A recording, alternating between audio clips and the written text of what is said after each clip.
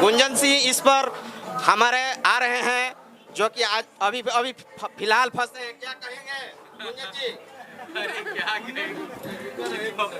Lift रुकल बा अभी, निकाले नहीं एकरा से बात ही बोलल जाए भाई। गुंजन जी फंस चुके हैं, परमिला घोष के जन्मदिन पर आ रहे हैं, लेकिन धीरे धीरे जाने दीजिए, नीचे जाने दीजिए, जाने दीजिए।